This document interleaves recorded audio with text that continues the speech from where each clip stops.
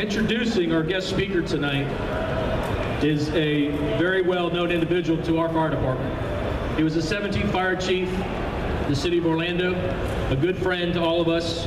I'd like to introduce retired Orlando Fire Chief, Jim Reynolds.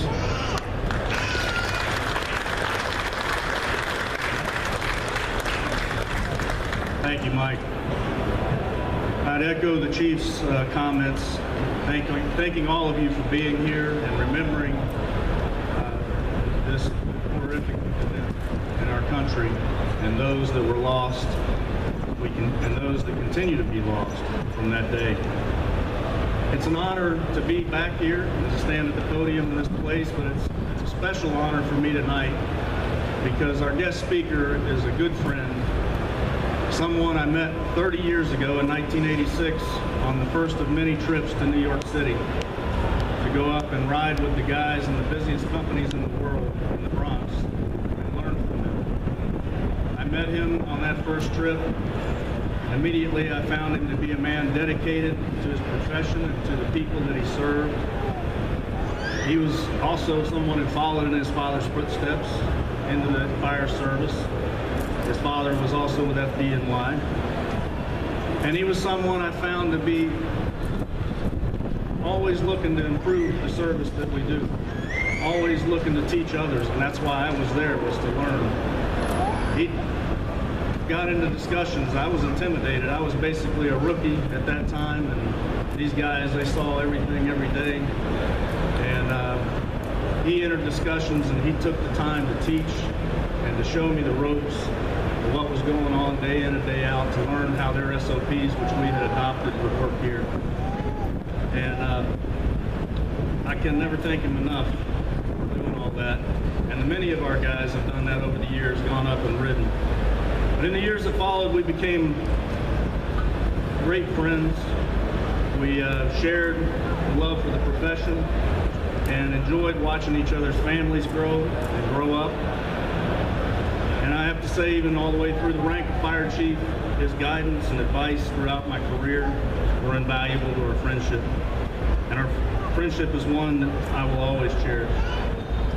With that, it's my honor to introduce Firefighter Garrett Lindgren, FDNY Rescue Company 3.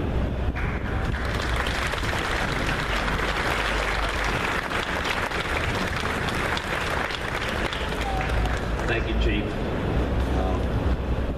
Kind words. I don't know if I deserve them all, but kind words. Really an honor to be here tonight. As Jim just said, I have a long affiliation with this department. As some of the fellows used to come up and ride with us, more than one occasion I rode out of Station 1 here. It's the first time I came and was hanging around. It's better, thank you.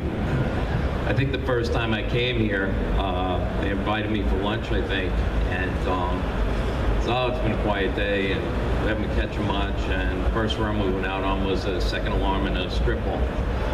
And a little bit later in the shift, they had a working fire in a house, I think it was. And after that, they told me I couldn't leave. So we all like to practice our trade. But it's really an honor to be here tonight. This is an amazing fire department.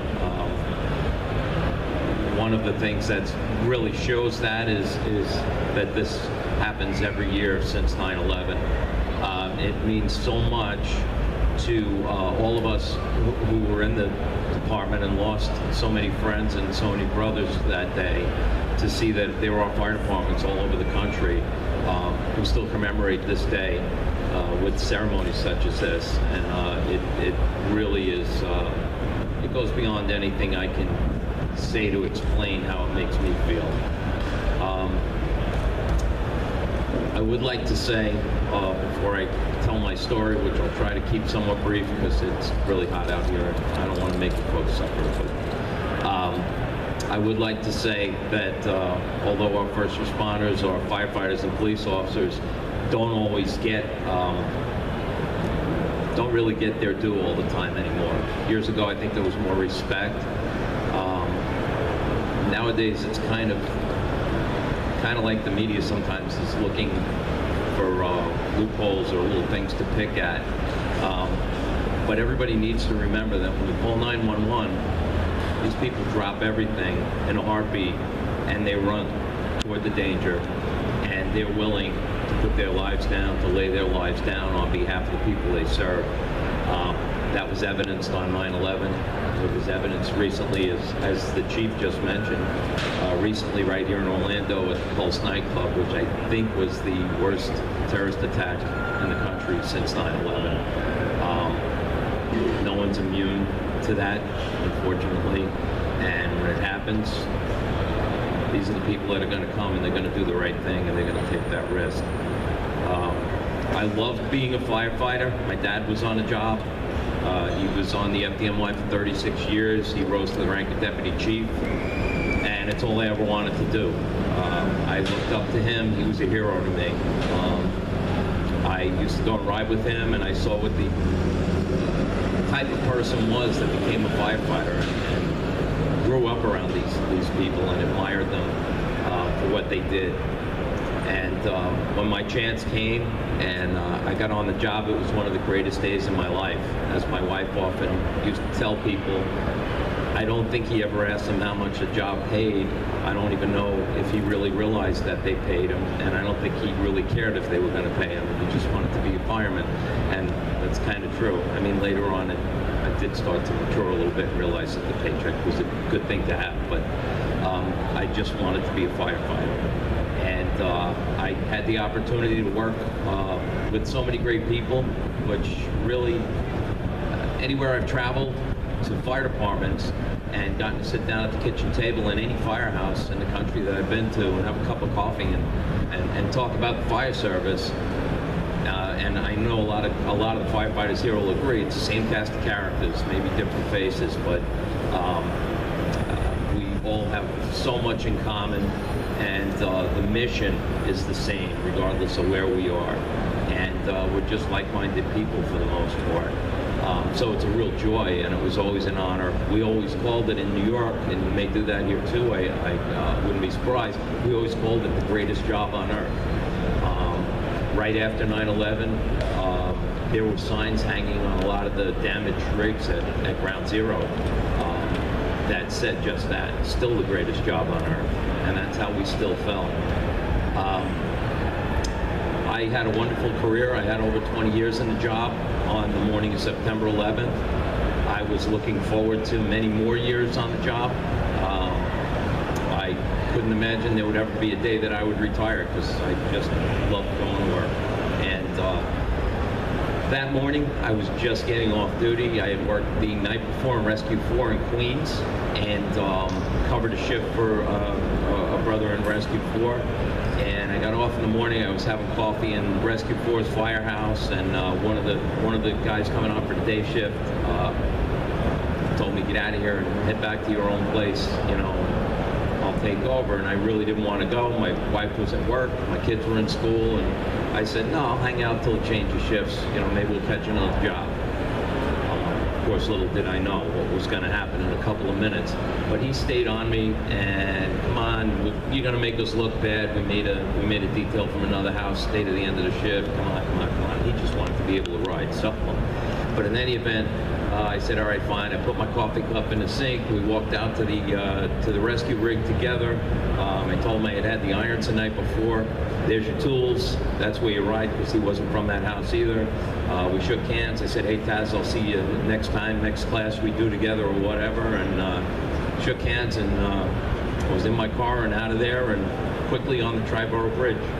And as I got partway across the Triborough Bridge, I was listening to the radio and to a talk show, and they broke in and said there's a fire at the World Trade Center.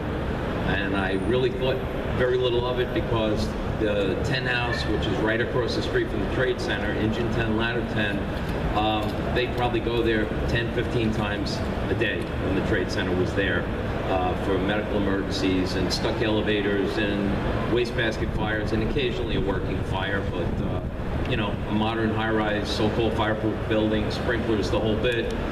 Usually it didn't get out of hand too much, so I didn't think much about it, but I kind of casually glanced to my left, and you have a perfect view of the World Trade Center from the Triborough Bridge. I looked over and I'm surprised I didn't crash my car. I think my mouth was hanging open. I was seeing right there in front of my face what the whole nation was seeing live on TV. There was a gaping, huge hole in the side of the North Tower. And to me, it looked like 8 floors of heavy fire involvement. Smoke was almost to New Jersey over the Hudson River already. And for a couple of reasons, I couldn't believe it. For one thing, I mean, it was just one of the worst situations I had ever seen as a firefighter.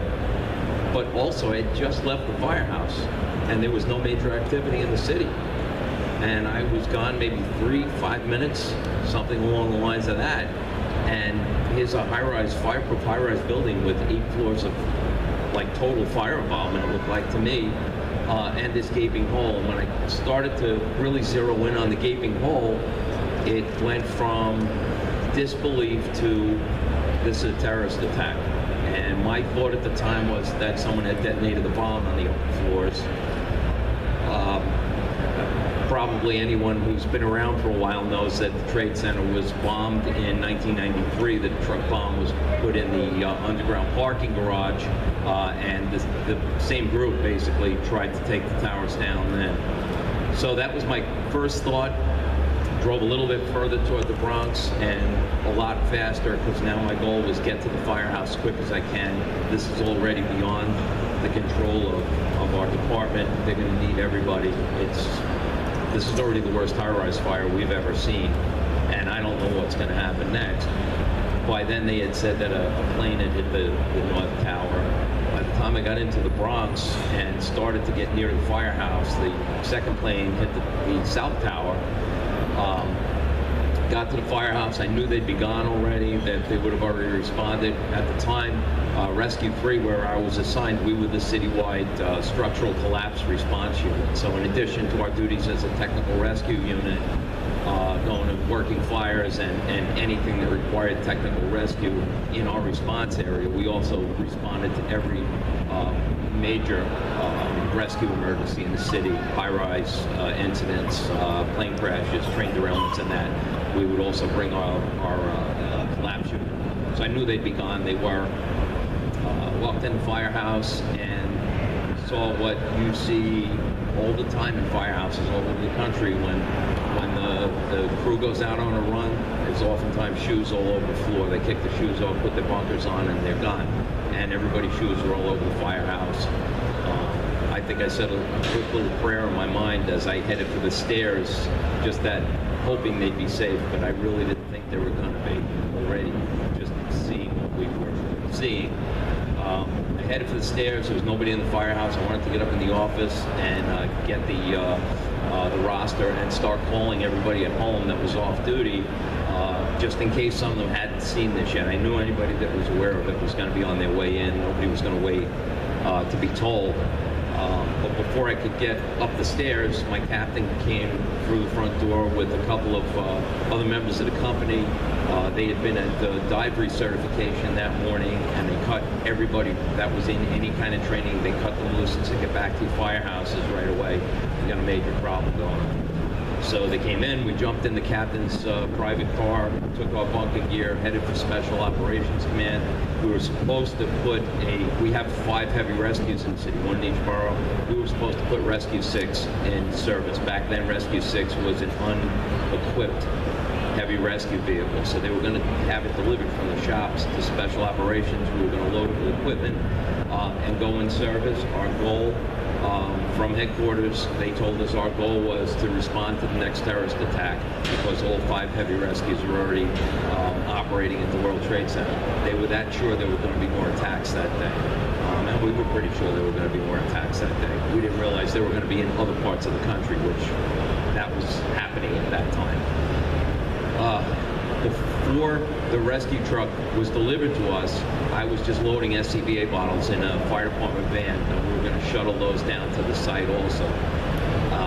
And I was out by the van, and suddenly over our dispatch frequency, which I've never heard this happen before, over our dispatch frequency, I hear a firefighter that's totally out of breath with his voice raised, and he's yelling, "Mayday, Mayday, the South Tower collapsed."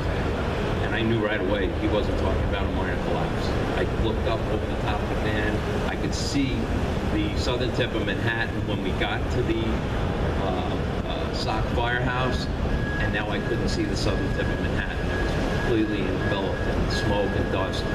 I ran inside, told my captain, I said, hey, Cap, the South Tower's down. They just gave a mayday over the dispatch frequency.